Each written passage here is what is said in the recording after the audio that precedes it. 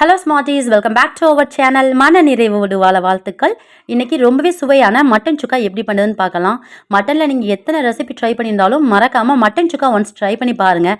And இந்த டேஸ்ட்டும் வந்து வேறு லெவலாக இருக்கும். அஸ் வெல் அஸ் இது வந்து எல்லா ஃபுட்டோடையும் வந்து கம்பைன் பண்ணி சாப்பிட ரொம்ப நல்லாயிருக்கும்.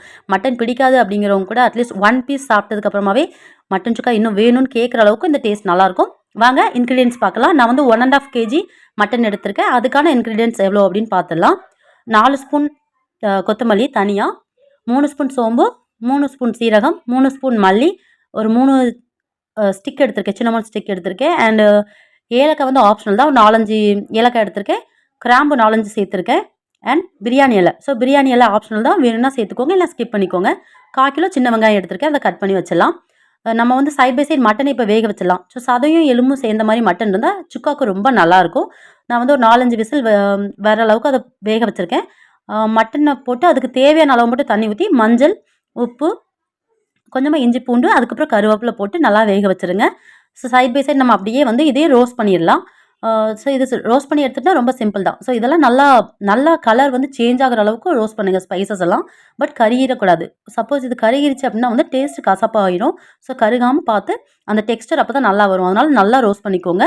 இப்போ இன்னொரு அடிக்கனமான கொஞ்சம் வீதியான பாத்திரமாக ஒன்று எடுத்துக்கோங்க. ஸோ மட்டன் சுக்கா செய்கிறதுக்கு அப்போ தான் ரொம்ப நல்லாயிருக்கும். நான் நல்லெண்ணெய் ப்ளஸ் கடலெண்ணெய் சேர்த்துருக்கேன்.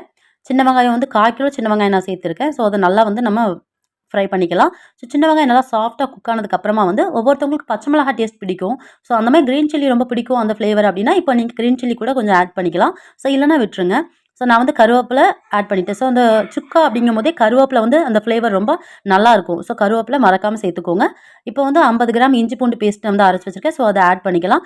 ஒன்ஸ் இதோட ரா ஸ்மெல் போனதுக்கப்புறமா வந்து நம்ம வேக வச்சுருக்கோம்ல மட்டன், ஸோ அந்த மட்டன் பீசஸ் அதில் ஆட் பண்ணிக்கலாம். ஸோ மட்டன் வந்து ரொம்ப பெருசாக இருந்தால் நல்லா இருக்காது. கொஞ்சம் சின்ன சின்ன பீசஸாக இருக்கும்போது நம்ம அதை ஃபீல் பண்ணி சாப்பிட நல்லாயிருக்கும். ஸோ அதனால் நீங்கள் வாங்கும்போதே கடையில் கொஞ்சம் சின்ன பீசஸாக கட் பண்ணி வாங்கிக்கோங்க.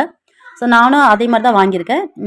இப்போ வந்து நம்ம மட்டன் பீசஸை மட்டும் போட்டுக்கலாம். ஸோ வேக வச்ச எக்ஸஸ் வாட்டரை வந்து நம்ம தனியாக எடுத்துக்கலாம். ஒன்ஸ் நம்ம வறுத்து வச்சோம்ல அந்த பவுட்ரெல்லாம் அரைச்சி இதில் ஆட் பண்ண அந்த பவுட்ரை இதில் ஆட் பண்ணதுக்கப்புறமா மட்டனோட அந்த மசாலா நல்லா கோட் ஆனதுக்கப்புறமா வந்து நம்ம எக்ஸ்ட்ரா இருக்க அந்த தண்ணியை வந்து சேர்த்துக்கலாம். ஒரு 5 மினிட்ஸ் அந்த மசாலாவோட கோட் ஆகி நல்லா பிளெண்ட் ஆகிற அளவுக்கும் நல்லா கொஞ்சம் டீப்பாக ட்ரை ஆகிற மாதிரி நல்லா ரோஸ்ட் பண்ணி விட்டுருங்க. அண்ட் அதுக்கப்புறமா வந்து நம்ம எடுத்து வச்சுருக்கோம்ல அந்த எக்ஸஸான வாட்டர், ஸோ அதை இதில் சேர்த்து ஒரு 15 மினிட்ஸ் ஹை ஃப்ளேமில் நல்லா வேக வச்சுருங்க.